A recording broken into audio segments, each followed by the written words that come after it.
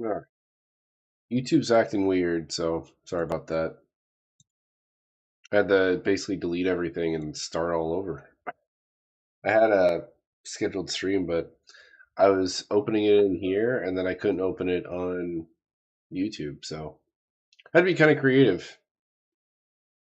You make a chat pop out and then we'll get started here.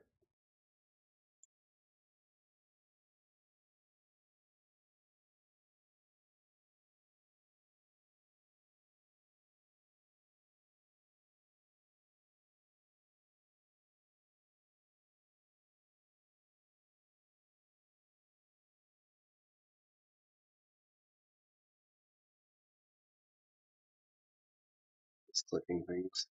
Okay, so starting off, I think the Commander exclusive cards are going to be the highlight for these last 3 days. Wednesday, Thursday, Friday. We didn't have much on Wednesday. I only had 4 cards worth talking about, so uh, didn't do anything that morning. And then a bunch of cards came out on Thursday, but then I was like, I'd rather just do one video, cover all 3 days. So here we are. The first one on the list is a Commander exclusive card, Wizened Mentor. It's like Harsh Mentor, only instead of dealing damage, you create a 1/1 zombie body. And the only other downside to it is it only happens once a turn. It's not bad. I wish this once a turn clause was gone. Like I don't know why they had to include that, but they did. It's tough to say because there isn't a lot of activated abilities among permanents, with the exception of mana rocks, and this does care about those in terms of it won't trigger. So it's good. It's just not as good as one would hope. I think if they remove that last sentence, this would be a really great card for most people, but still generates a lot of bodies. Brett Tomb Mystic. We've only gotten one other card that gives card cycling, and that was Tectonic Reformation. In that scenario, it's a red and a colorless, and it gives lands the cycling ability. This is the first time we're getting that ability stapled onto creatures. There's a lot of ways you could break this cycling bit here. You could play Fluctuator and reduce it to just the blue, or you could play things like New Perspectives and make cycling stuff free. Renewed Solidarity. This is super good.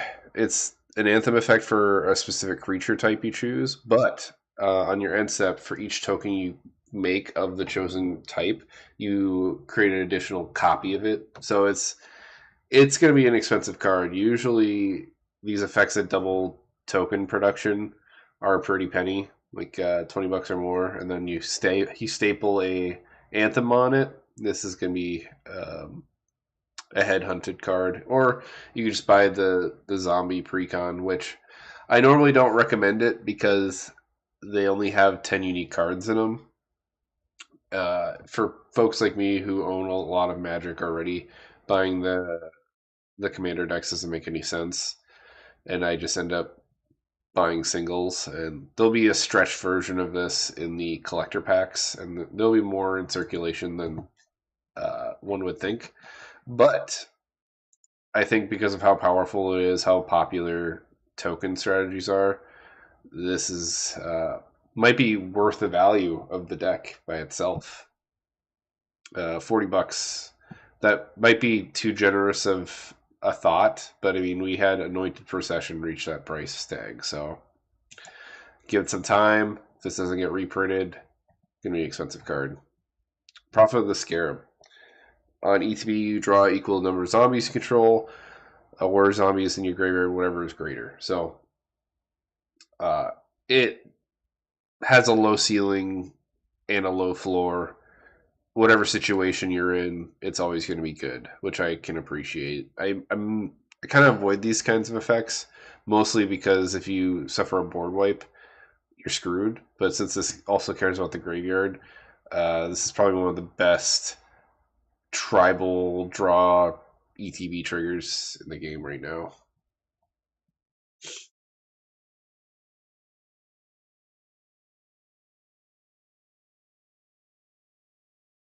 On Wings of Gold, it gives a anthem effect for zombies and tokens.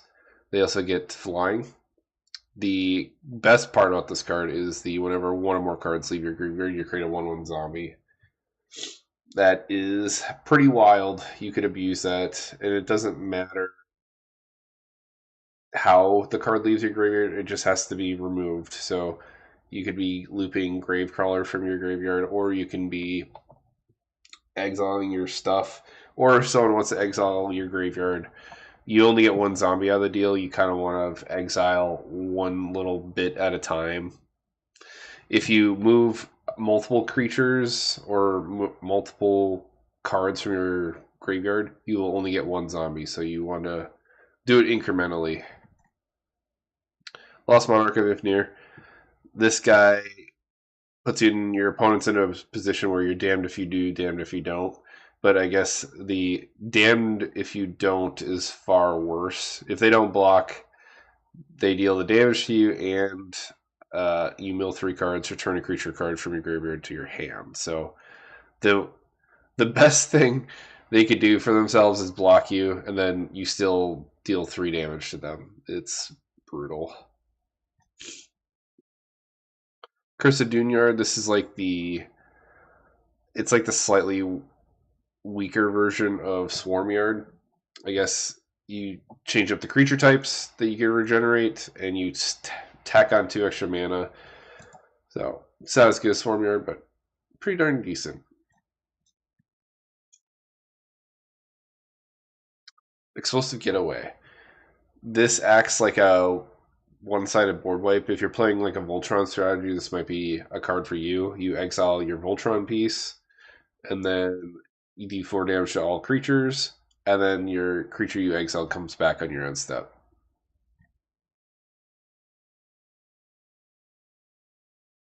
Demonic Junker.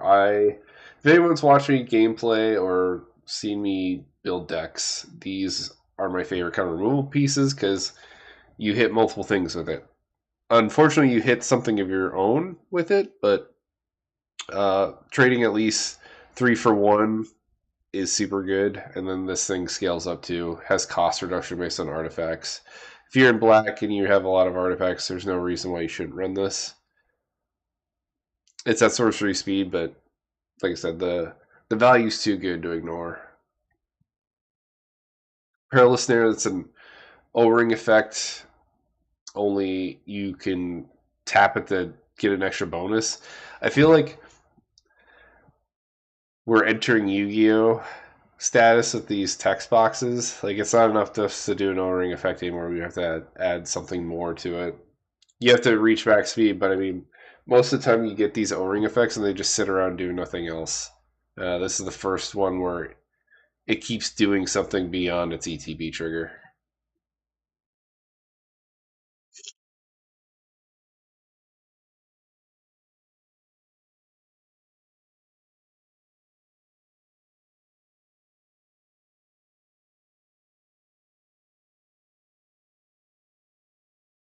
Aether Siphon. There are not a lot of cards that have this max speed trigger. There's 2 in the game where you don't target people to mill them whenever you draw. So this is a significant contribution to the game. If you have a commander or you're playing a long game, this is a card for you, and your strategy is to mill people out. Super good. I think it has its niche decks, but in terms of contributing to the win conditions that I mentioned earlier, the 2 cards that mill people for when you draw, this will be a fine addition if you want to incorporate this.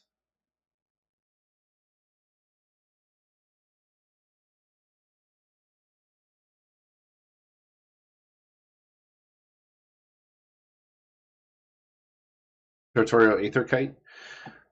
When this creature enters, you get 2 energy, then you may pay 1 energy, 1 or more energy. Then this creature deals that much damage to each other creature. So It's a repeatable board wipe on a stick. Um, I would say the energy deck this time around is going to be super good. I hate energy decks. I think they're gimmicky because they have two problems. The energy cards, they're inconsistent. They either don't have enough cards where you can't make enough energy to do the fun stuff, or B, you don't have the payoff to use the energy, and you're just playing a lot of medium or mediocre cards. And this deck, all the commander exclusive cards to it, solve both of those problems where they generate an insane amount of energy or they expend an insane amount of energy to get a really sweet effect. And this is the latter of those two problems being fixed. And then you'll see more cards later that does both. Stride Hanger on Automaton.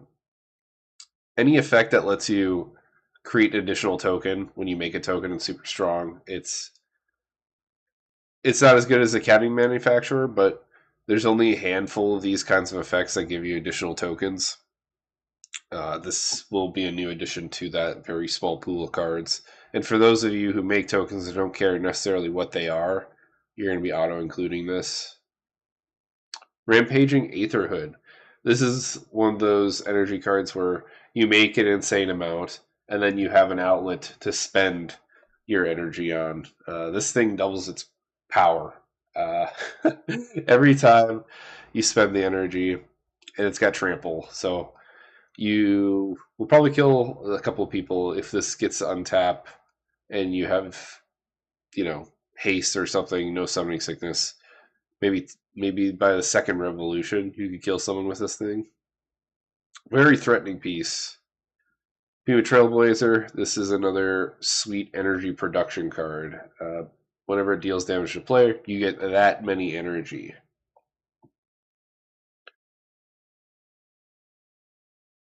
Etheric Amplifier. I like the flexibility of this. It's a 3 mana rock, but you don't really. I doubt you'll use this for the 3 mana ability, but it's 4 mana ability. You could double the counters on either you, the player, or on target permanent. Pretty darn scary in the right decks, which it kind of fulfills multiple gimmicks, so I could see this being popular and being expensive because there's plenty of people who play counters on permanents, and then there's people who play counters on themselves. The counters on yourselves, there's only a handful. Experience counters are something you want to be doubling. Energy counters is something you want to be doubling. And then I guess we have the radiation counters. Might be something you want to double if you want to mill yourself. Adaptive Omni Tool. This is a good Voltron piece. It lets you dig 6 cards off the top of your library to look for another equipment to kill people faster. It specifically cares about artifact, but I'm assuming if you're playing, oh yeah, I think so too. Aetheric Amplifier, or is it something else? Nirvana. Sorry, I'm going a little fast.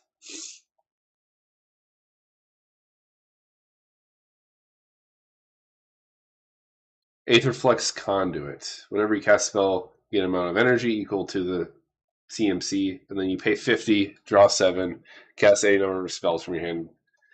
I would assume that this minus 50 might be good enough to win you the game because you rebuild the energy counters. This could be a broken combo piece. Um, you you spend your 50, you draw your fresh 7, and if you build around this card and you have like untapping shenanigans, you could draw your whole deck, play everything from your hand for free, replenish the energy here, and just keep going. I think this is a particularly dangerous card to be printing, just based on how easy it is to break.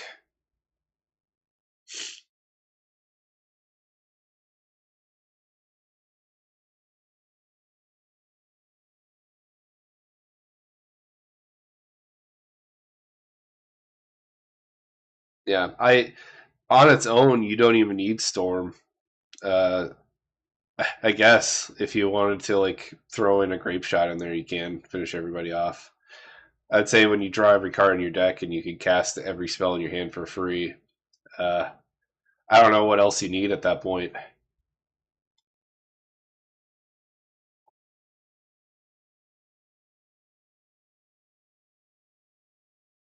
It's pretty close to being on par with the ban card. That also makes energy and untaps everything. Or I guess it never made energy, but whenever you cast a spell, you untap your board. It's banned. I don't remember what it's called anymore because of how long it's been banned. It's up there in terms of power level.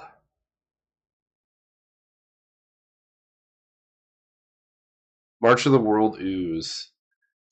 This is a big, fun, dumb card. It punishes a lot of control lists where people like to play at instant speed.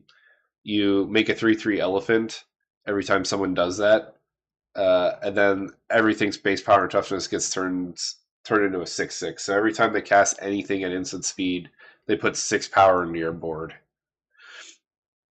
Very punishing against blue, I suppose, or just like I said, any control deck. I guess the biggest problem is getting out from underneath all the control magic because it is an expensive spell, 6 mana. Uh, I don't know when you'll find an opening for something like this. If it was a little bit cheaper and they like decreased the stats on these tokens, maybe it'd be more viable. But because of the CMC, I think it suffers a little bit. Like at this point, the blue player is pretty established, and they'll always have at least 2 mana up, and they'll probably counter that.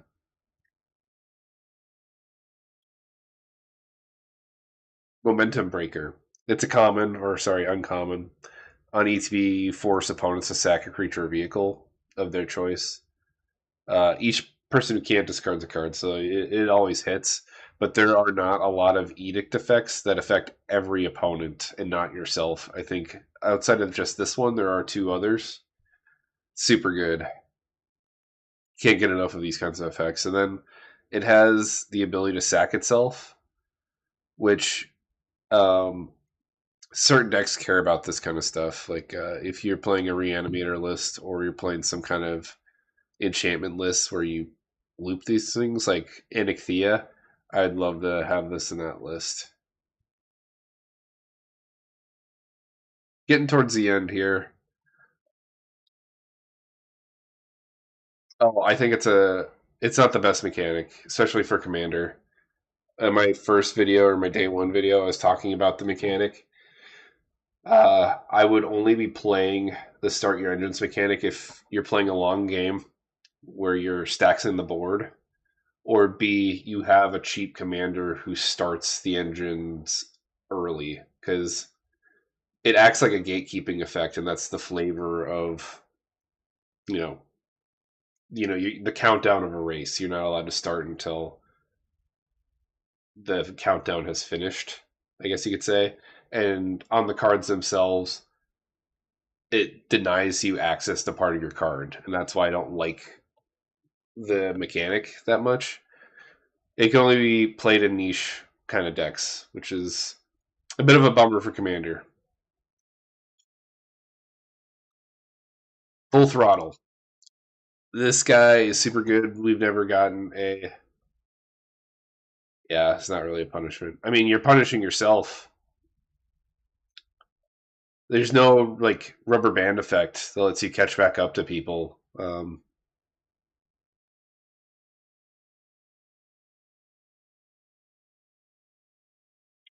If the final, if the max speed, the four, if those abilities are strong enough, then I would say that it's a fine mechanic and that it needs to be there. But so far, I haven't seen a max speed trigger that was truly relevant that does that rubber band effect.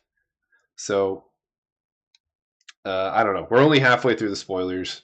There's 4 more days. They don't spoil anything over the weekend, so it'll just be Monday through Thursday. Yeah, thank you, Paradox Engine. Couldn't remember the name. This is the I think one of the final cards that I wanted to talk about. It's gives you two additional combat phases where we've never had a card that did this on its own. It's a big haymaker spell. I think it's pretty cheap in terms of CMC wise. I always like to talk to people about like how they build their decks, and you should get a significant effect the more mana you pay for it. This is worthy for the mana cost. You play this and you should kill one to two people with the spell, if not win the game.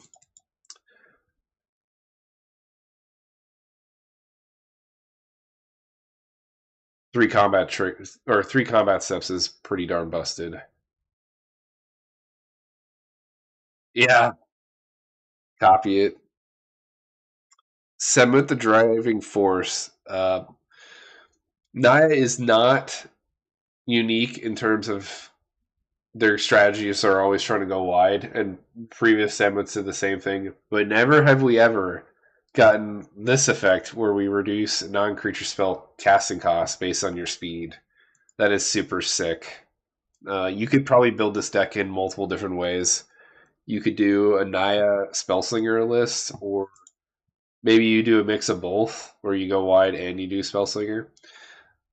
This chick makes me want to try revisiting my Narset strategy from Aftermath, where I just filled the deck with instants and sorceries that put out a bunch of bodies, and then that way I'm kind of two for oneing. I'm getting cost reduction here, and then I'm giving the Anthem effect from those from those reduced spells to all my tokens I make from the instants and sorceries.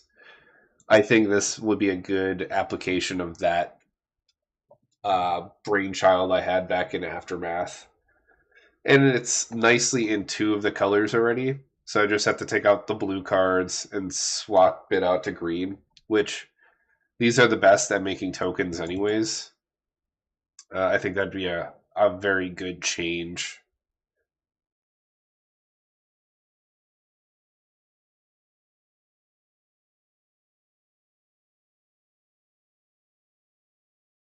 Then we got Chandra's Ignition. Very expensive card, $20 or more. Last time I checked. Yeah, Voja. I like Voja too. I remember I I think it was because Mirza Karlov Manor was getting kind of shit on by the community. Like, had a lot of issues with the set where they were just taking leftover art and just throwing them into a set, basically. And then we had a couple of bangers, and Vojo was one of them. And I built that deck on a budget, and I was telling people, I think this is probably the new best elf commander that you could possibly play, and they thought it was crazy on Reddit. They thought it was nuts, and then here we are, like a year later, and now it's unanimously agreed that Voj is one of the best elf cards, or just one of the best commanders in general ever printed. Probably too powerful. Yeah, people on Reddit thought I was nuts.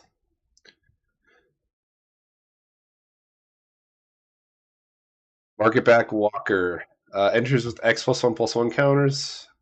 You put a counter on it for 4 mana, kind of like Walking Ballista, and then when it dies, you draw a card for each counter on it. So a little different.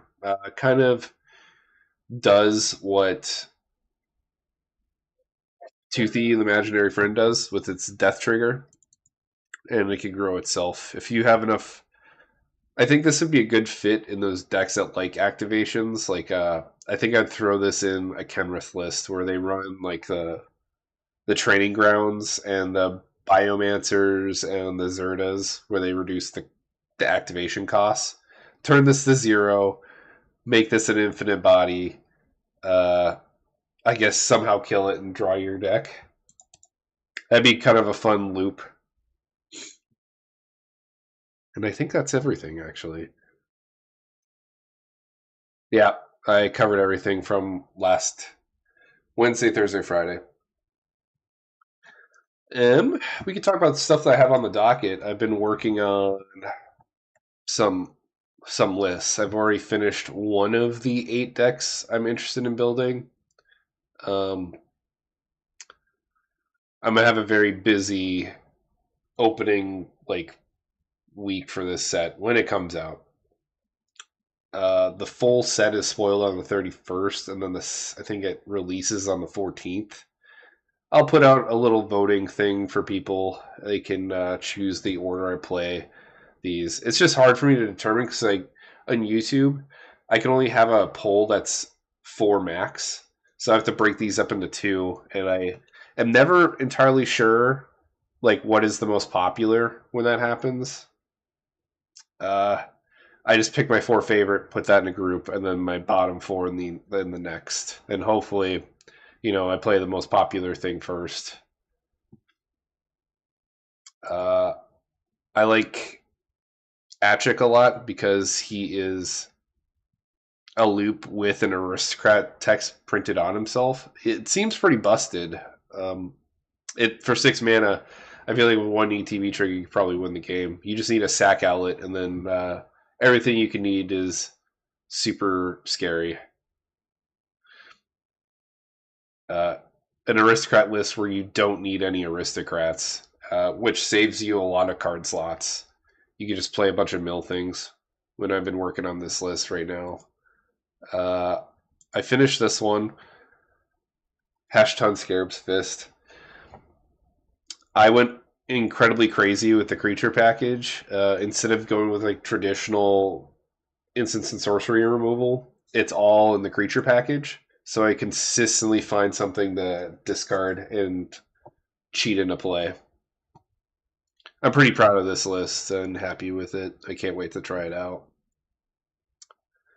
This is the Semut list. I haven't touched it yet, but I've been working on it. Duretti is another one I'm interested in.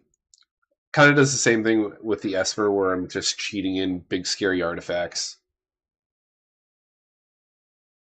Yeah.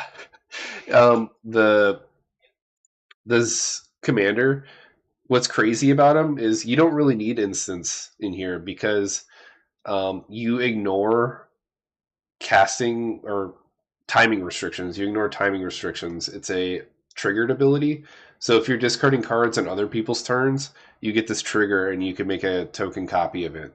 And you can do that whenever you discard it. So I have a lot of effects that I activate discard. So an example would be Psychotog. I have at least 7 cards with this discard a card and then a colon, so I could do it at instant speed whenever I felt like it. I feel like I will post this list on Reddit and I'll get a lot of shit for it until I explain to them why I have 0 instance. Yeah, it's cool. A little bit of a brainchild. Uh,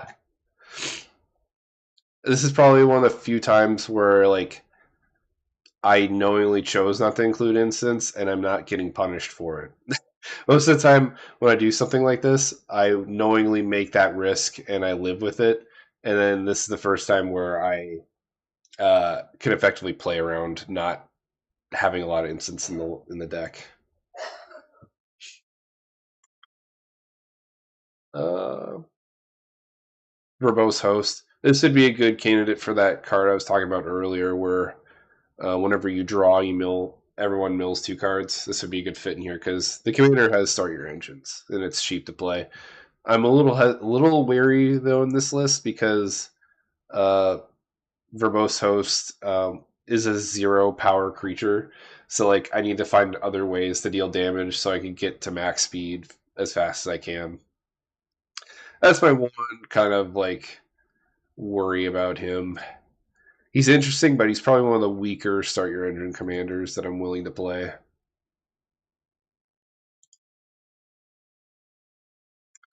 Medicaid Core Guidelight, I think he's super strong too. I can't wait to play this.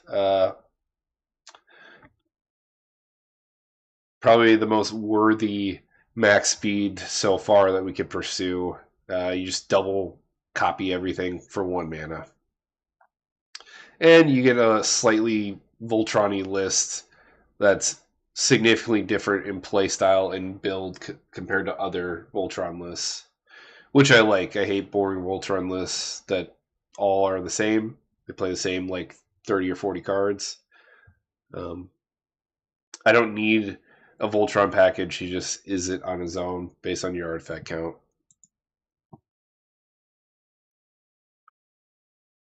Redshift is unique. I talked about him in my previous spoiler video. He plays very similar to Agatha and Roshin. So like the cards are very established already. I don't have to get too creative with this list. He just goes about it a different way. They each make insane amount of mana or reduce the activation costs, so you get multiple activations a turn.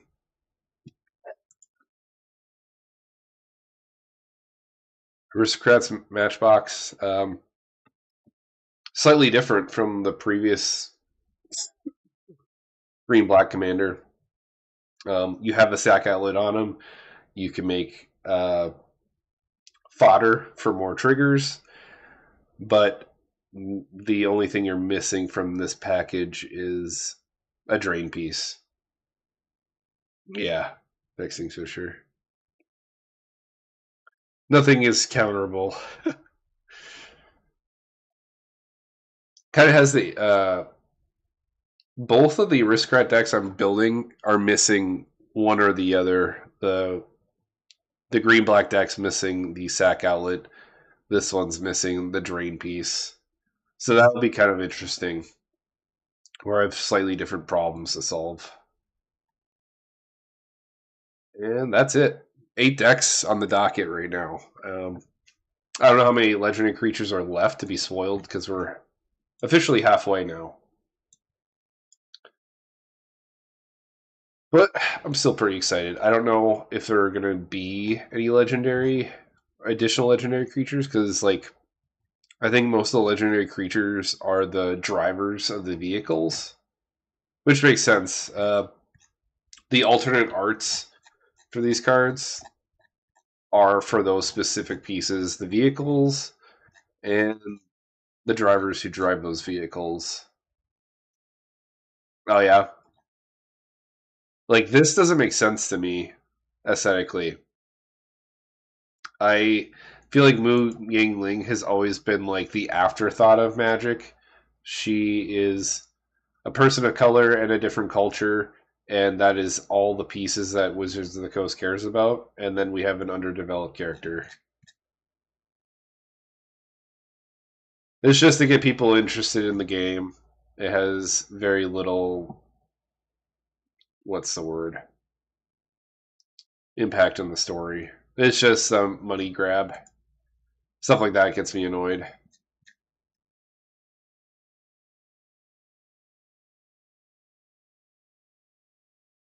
Yeah, I think so.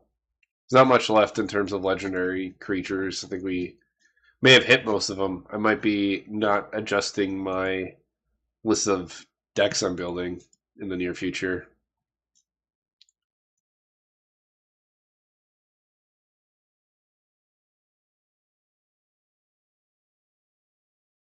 I'm gonna find one of these legendary creatures with the alternate arts. This is probably one of them. Yeah, got the drawing is made in chalk. You can tell based on the line work here.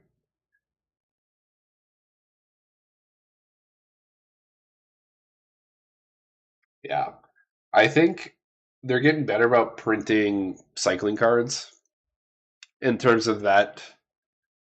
What you're describing is they're power creeping them a little bit because beforehand, not cycling the creature wasn't really worth it because they sucked. They were just vanilla. They didn't do much. I actually have a deck that's 70% cycling, and they're all just vanilla creatures. And it actually wins a lot. It has a bit of a surprise gotcha kind of setup. I either animate them all and I kill them in that same combat, or I hit people with a what's the red white Boros card that shoots people for damage equal to the amount of cycling you have? Um, and I just loop that card over and over again.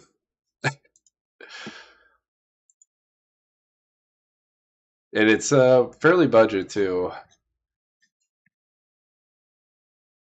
Yeah, I think that's all I really wanted to talk about today.